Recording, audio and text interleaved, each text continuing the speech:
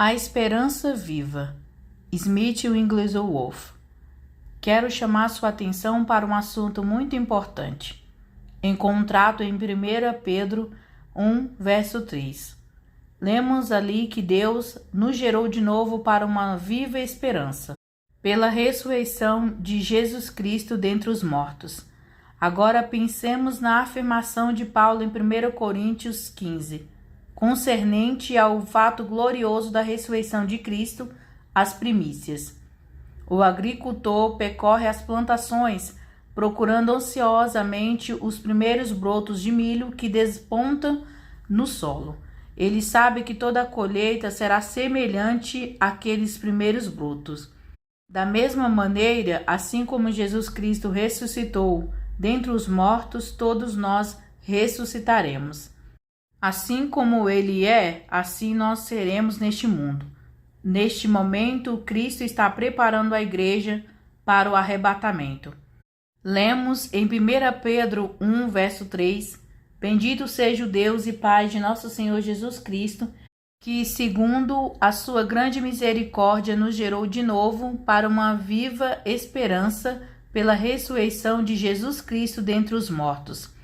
Seremos transformados, uma mudança profunda no corpo, assim como Jesus triunfou na carne pelo Espírito. Seremos como ele. Que esperança viva! Paulo e Pedro tiveram pouco tempo juntos, mas ambos foram inspirados para trazer esta verdade maravilhosa para a igreja, que os vivos serão transformados. Se Jesus não ressuscitou, ainda estamos nos nossos pecados. Nossa fé é vã e não tem um fundamento. No entanto, Cristo de fato ressuscitou, tornou-se as primícias e agora temos a esperança de que também seremos transformados. Nós que não éramos povo, agora somos de Deus, nascidos fora de tempo, na lama, mas colocados entre os príncipes. Deus quer que vejamos como isso é precioso.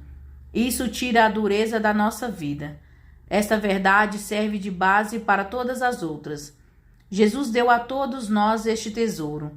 Ele comprou o campo por causa da pérola, a pedra de grande valor, o substrato da humanidade. Jesus comprou o campo e nós somos aquela pérola. Nossa herança está no céu. A Bíblia nos diz, portanto, consolai-vos uns aos outros com essas palavras. 1 Tessalonicenses 4, verso 18. Subtítulo: Uma herança incorruptível. O que você pode ter neste mundo que seja melhor do que a esperança de que em pouco tempo experimentará essa transformação? Parece que faz pouco tempo que eu era um menino.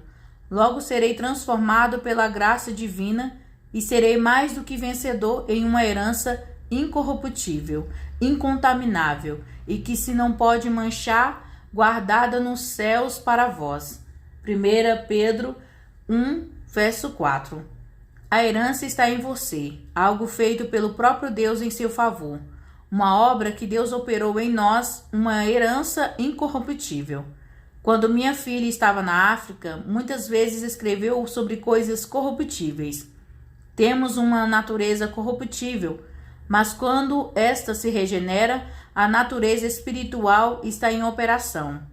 Enquanto a semente corruptível está operando, nós vamos mudando. Quando as mudanças serão visíveis? Quando Jesus voltar. O mais bonito de tudo é que seremos como ele. Qual é o processo? A graça. Como ela funciona? Pelo amor. Não pode ser traduzido em frases. Deus amou-nos de tal forma que nos deu Jesus. Há algo maravilhoso a respeito de sermos imaculados. Estaremos lá, na presença do Rei, sem mácula, jamais mudando, somente tornando-nos mais bonitos. Precisamos conhecer a graça e a onipotência do amor de Deus. Senão, jamais poderemos ver sua obra em nós. O amor é imenso como o mar, a graça que flui para você e para mim. Deus preparou um lugar para nós, um lugar extremamente belo, onde ficaremos seguros sem medo de que alguém o usurpe. É um lugar reservado. Em muitas reuniões que frequento, há sempre um lugar numerado para mim. Posso ocupá-lo a qualquer momento. O que há naquela reserva? Ter um lugar onde podemos ver Deus, o lugar que nos escolhemos. Ele sabe exatamente o que queremos. Não haverá quebrantamento ou aborrecimento ou desejo de estar em outro lugar. Ele nos criou para aquele momento, o início da alegria suprema. Ele me amou e não experimentarei tristeza por toda a eternidade. Nós estaremos lá?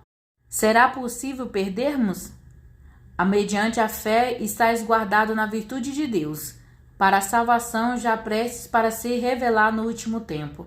1 Pedro 1, verso 5. O que há de peculiar nisso?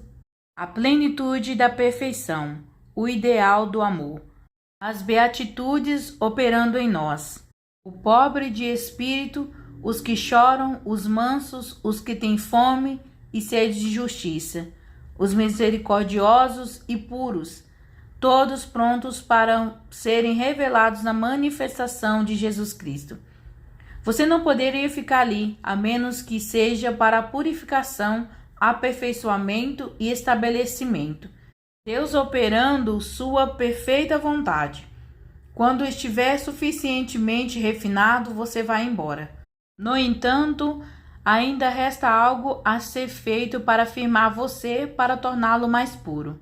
Um grande preço foi pago. A prova da sua fé é mais preciosa do que o ouro que perece.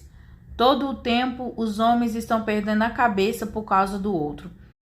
Temos de dar tudo, renunciar a tudo, enquanto o nosso grande refinador nos coloca repetidamente no tubo de ensaio. Para quê? Para tirar as impurezas, para que o ouro puro da sua presença seja visto e sua imagem gloriosa seja refletida, de glória em glória pelo Espírito do Senhor. Precisamos ser firmes, inabaláveis, até que seus propósitos sejam realizados. Louvar a Deus ao longo dessas linhas ou enquanto se está sentado em um culto é totalmente diferente. Não devemos perecer, embora sejamos provados pelo fogo. O que será revelado na manifestação de Cristo? A fé. Seu coração firmado pela graça do Espírito, não para esmagar e derrubar, mas para refinar, não para destruir, mas para lhe dar crescimento. Subtítulo: A fé é provada pelo fogo. Vocês precisam saber que o inimigo está derrotado e que Jesus não apenas conquistou, mas apossou-se dos despojos depois da conquista. O puro de coração verá Deus. Se os seus olhos são puros, todo o seu corpo será cheio de luz. O que nos leva a esta posição? Lealdade à palavra de Deus por meio do poder do sangue. Você sabe que a herança em você é mais poderosa do que tudo o que há ao redor. Quantas pessoas já não foram perseguidas por causa dessa herança? Será que desejaram tal fim? A fé aprovada pelo fogo teve o poder de suportar toda ridicularização e toda perseguição. A fé do Filho de Deus, o qual pelo gozo que lhe estava proposto, suportou a cruz, desprezando a afronta, e assentou-se à destra do trono de Deus. Hebreus 12, verso 2, parte B. É uma alegria agradar a Deus. Nenhuma tribulação, nenhuma escuridão, nada é difícil demais para nós. Tudo o que preciso é estar cada vez mais próximo de Deus. Ele remove todas as imperfeições até que seu corpo seja refletido em mim. Quando meu coração reflete sua imagem, ele está puro. Quem olha ao nosso coração? Quem o purifica? Nosso Senhor. Ele removerá apenas aquilo que atrapalha. Sei que o amor de Deus opera em meu coração e realiza seus grandes propósitos. Lembro-me de ter ido ao Palácio de Cristal, quando o general Boff passava em revista os representantes do Exército da Salvação de vários lugares do mundo. Foi uma visão impressionante ver as campanhas, com suas características peculiares, passando uma por uma diante dele. Foi uma cena maravilhosa. Semelhantemente, nós seremos apresentados a Deus. As tribulações nos preparam para a parada e a apresentação. Ele ficará alegre ao olhar para nós. Seremos para o seu louvor e sua glória. Só estarão lá aqueles que foram provados pelo fogo. Será que vale a pena? Sim, será nosso prazer e exultação. Deus se manifestará plenamente em nosso coração. A primeira epístola de Pedro, capítulo 1, fala sobre fé não fingida, o amor de coração puro. O que significa ter uma fé não fingida? Quando mal usada, envergonhada, ou quando sofre qualquer outro ataque, ela jamais se altera, a menos que seja para ficar ainda mais refinada, mais parecida com o Mestre. O amor sem hipocrisia é pleno de apreciação por aqueles que não nos conseguem encarar. Senhor, não lhes imputes este pecado. Atos 7, versos 60. Amor sem hipocrisia é a melhor coisa que Deus pode conceder ao nosso coração. Em 1 Pedro 1, verso 23, é dito que somos salvos por um poder incorruptível, um processo constante de refinamento, de aumento de graça e de glória. Assim não somos estéreis e nem infrutíferos no conhecimento de nosso Senhor Jesus Cristo. Os espíritos de homens justos, aperfeiçoados, serão reunidos no tesouro do Altíssimo, purificados como filhos. Não sairão mais, serão como ele, santos e imaculados. Passarão toda a eternidade completando-o com um amor puro sem hipocrisia. Deus é glorificado em nosso meio, como todas as hostes celestiais proclamam: Santo, Santo, Santo é o Senhor Todo-Poderoso. Apocalipse 4, verso 8, parte B. E esta é a palavra que entre vós foi evangelizada. 1 Pedro 1, verso 25, parte B. Como podemos ficar triste, ou curvar nossa cabeça, ou ficar angustiados? Temos de saber o quão ricos nós somos. Louvado seja o nome do Senhor.